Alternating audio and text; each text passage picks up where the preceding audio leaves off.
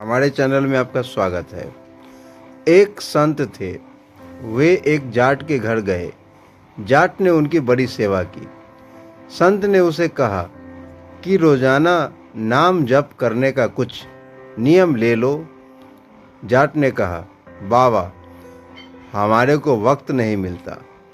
संत ने कहा कि अच्छा, रोजाना ठाकुर जी की मूर्ति के दर्शन कर आया करो।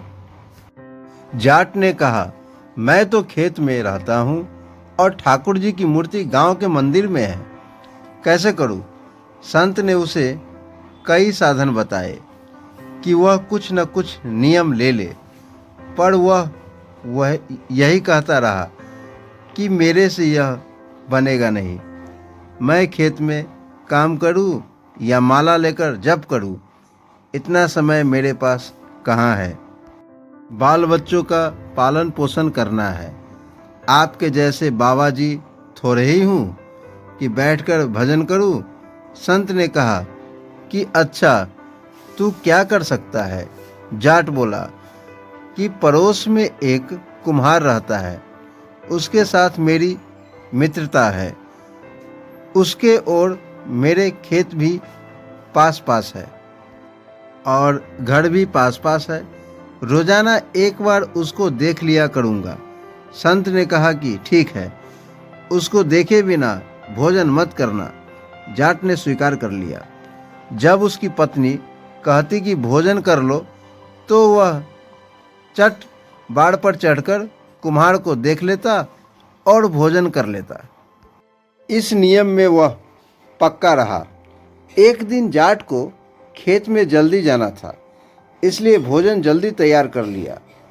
उसने बाड़ पर चढ़कर देखा तो कुम्हार दिखा नहीं। पूछने पर पता लगा कि वह तो मिट्टी खोदने बाहर गया है। जाट बोला कि कहाँ मर गया, कम से कम देख तो लेता।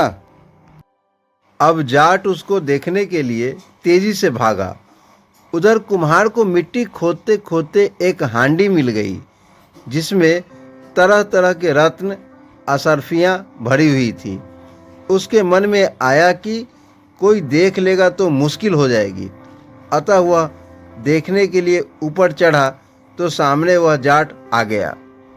कुम्हार को देखते ही जाट वापस भागा तो कुम्हार ने समझा कि उसने वह हांडी देख ली और अब वह आफत पैदा करेगा। कुम्हार ने उसे रुकने के लिए आवाज़ लगाई। जाट बोला कि बस देख लिया, देख लिया। कुम्हार बोला कि अच्छा, देख लिया तो आधा तेरा आधा मेरा, पर किसी से कहना मत। जाट वापस आया तो उसको धन मिल गया। उसके मन में विचार आया कि संत से अपना मनचाहा नियम लेने में इतनी बात है। अगर सदा उनकी आज्ञा का पालन करूं तो कितना लाभ है।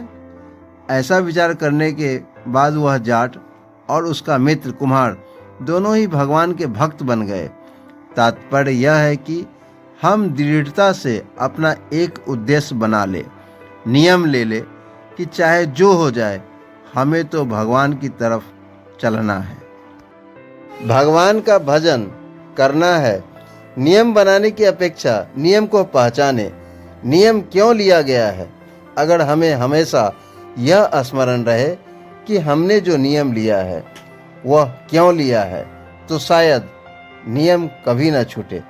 यदि यह कहानी आप लोगों को अच्छी लगी हो तो हमारे चैनल को लाइक और सब्सक्राइब जरूर करें। धन्यवाद।